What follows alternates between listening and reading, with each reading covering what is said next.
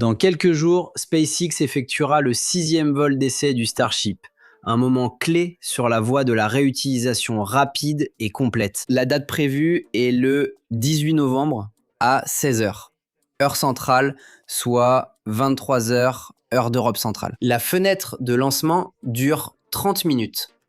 Et des dates de report sont prévues pour les 2 jours suivants. Et bien sûr, je vais diffuser cela ici sur Mars Chroniken. Il y a quelques différences entre ce vol et le précédent, et nous allons les examiner ensemble maintenant. Le vol 6 de Starship, également connu sous le nom de Test de vol intégré 6 ou IFT 6 de SpaceX, est imminent. Et la tension monte. Ce vol n'est pas seulement une nouvelle démonstration de prouesse technologique, mais aussi un test crucial de systèmes importants qui seront décisifs à l'avenir pour les animés. Seront décisifs pour les missions planétaires. Le vol 6 fait suite au test réussi du vol 5, lors desquels le Super Heavy Booster a été attrapé avec succès pour la première fois par les bras de la tour de lancement. Et l'étage supérieur du Starship a effectué un atterrissage précis dans l'océan Indien. Mais ce qui n'était pas visible à l'œil nu, c'est que le booster semblait à quelques secondes d'interrompre le vol et de s'écraser dans le golfe du Mexique. C'est du moins l'information qu'Elon a fait diffuser au public via X. Cependant, il s'agissait d'un système sain et d'un logiciel trop conservateur, qui sera corrigé lors du prochain test. Lors de ce vol, nous serons témoins d'un plan encore plus ambitieux. Le propulseur et l'étage supérieur doivent à nouveau revenir sur Terre, tout en testant en plus la capacité de rentrée et d'atterrissage pendant la journée. Comme il est 16h heure locale au moment du lancement à Starbase, il fera également jour lors de l'amérissage dans l'océan Indien. Jusqu'à présent, les lancements avaient toujours lieu tôt le matin, provoquant des atterrissages dans l'océan Indien encore plongé dans l'obscurité. Une différence marquante par rapport au vol précédent est le réallumage prévu d'un moteur Raptor du 2e étage dans l'espace. C'est une étape cruciale pour les futures missions spatiales. Cette démonstration testera la capacité de Starship à effectuer des manœuvres dans l'espace, nécessaires pour le déploiement de satellites et d'autres opérations. En effet, le vaisseau ne doit pas seulement atteindre l'espace, mais il doit aussi être capable d'atteindre différentes orbites autour de la Terre, de la Lune et de Mars, et il doit également pouvoir revenir sur Terre par ses propres moyens. De plus, il y a des mises à niveau matérielles significatives, une redondance améliorée dans les systèmes de propulsion du booster, des composants structurels renforcés et des contrôles logiciels optimisés pour le lancement et le retour. Ces améliorations visent à augmenter encore la fiabilité du système et à nous rapprocher de l'objectif d'un système entièrement réutilisable. Le vol aura lieu pendant la journée, ce qui permettra une meilleure observation visuelle de la séquence d'atterrissage et fournira des données précieuses pour l'analyse de la rentrée et de l'amérissage. Un autre test important sera l'angle de rentrée modifié, qui testera la résistance aérodynamique du Starship dans des conditions extrêmes et fournira des données pour les futurs profils d'atterrissage. En d'autres termes, Starship entrera dans l'atmosphère terrestre avec un angle nettement plus agressif. De plus, 8 rangées de tubes de protection thermique ont été retirées de chaque côté. On estime que cela permet d'économiser environ 1 tonne de poids. Regarde ces images que SpaceX a publiées sur X. Ici, une caméra garde la surface de contrôle dans son champ. Des points faibles potentiels des surfaces de contrôle resteront vulnérables et subiront des dommages.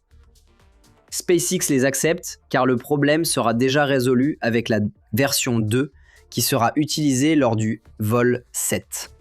Les surfaces de contrôle seront déplacées loin du côté ventral, ce qui devrait leur permettre de mieux traverser le régime plasmatique. Mais comme je l'ai dit, au plus tôt à partir du vol 7, attends-toi donc à des surfaces de contrôle grillées. Mais revenons au vol d'essai du Starship. Les objectifs principaux du vol 6 incluent la démonstration de la réutilisabilité du booster et de l'étage supérieur. Cela comprend le retour en toute sécurité du booster à la base de lancement et sa capture par les bras de la tour de lancement. Lors du premier lancement, cela semblait presque impeccable.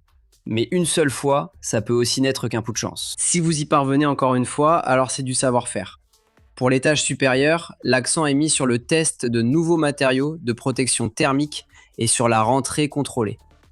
Le rallumage du moteur Raptor est également un événement clé lors de ce test. Ce que j'espère, ce sont des images en direct des bouées placées dans l'océan Indien qui filmeront le vaisseau lors de la rentrée et de l'atterrissage. Ça va être un spectacle absolument incroyable. Les coordonnées du NOTAM marquent cet endroit au sud-est de Madagascar pour l'atterrissage. Cette fois encore, le booster ne sera attrapé que si l'état du booster, de la tour et des bras de capture est impeccable. Une tentative de capture nécessite toujours une commande manuelle après la séparation des étages. Si vous coulez le booster, vous avez immédiatement des équipements de rechange à disposition. Si la tour est endommagée, cela pourrait potentiellement coûter jusqu'à 6 mois, car la deuxième tour ne sera pas opérationnelle avant l'été 2025. Que tout se passe bien ou non, je m'attends à ce que nous devions attendre jusqu'en janvier ou février 2025 pour le vol 7. En effet, S-33, le premier Starship Z2, vient tout juste de recevoir ses moteurs et ne les a même pas encore mis à feu. On parle de 25 vols l'année prochaine. Cependant, même moi, je dois dire que c'est un objectif extrêmement ambitieux. Même pour les standards de SpaceX, tant que la deuxième rampe de lancement n'est pas encore opérationnelle, il n'est pas possible de faire plus de 10 ou 12 vols, car la remise en état après chaque mission prend plus de 4 semaines. Et lorsque la tour 2 sera en service, la tour 1 sera entièrement rénovée. Cependant, ce calendrier agressif est nécessaire, du moins selon le plan, pour être prêt pour Artemis 3 en septembre 2026 pour l'alunissage habité. Je ne dis pas que c'est impossible, mais pour que cela fonctionne, tout doit se dérouler parfaitement d'ici là. L'infrastructure, c'est-à-dire la troisième tour en Floride, ne sera probablement opérationnelle qu'en 2026. Et ils n'ont pas encore de capacité de production en Floride non plus. Donc il y a encore beaucoup à faire avant qu'ils puissent aller sur la Lune. Aussi fou que cela puisse paraître, une mission non habitée vers Mars en 2026 est bien plus probable qu'une mission habitée vers la Lune la même année. Tu dois pas oublier qu'il faut presque une douzaine de lancements pour le ravitaillement, aussi bien pour les missions lunaires que pour celles vers Mars. C'est une capacité qu'ils n'ont démontrée qu'à très petite échelle jusqu'à présent. Tu trouveras le lien vers mon stream en bas dans la description de la vidéo. Active tout de suite un rappel, partage tes pensées et tes questions dans les commentaires ou pendant le stream et vivons ensemble cette mission révolutionnaire. Je m'appelle Sirwan et c'était Mars Chroniken. Merci d'avoir regardé. Per Aspera ad Astra.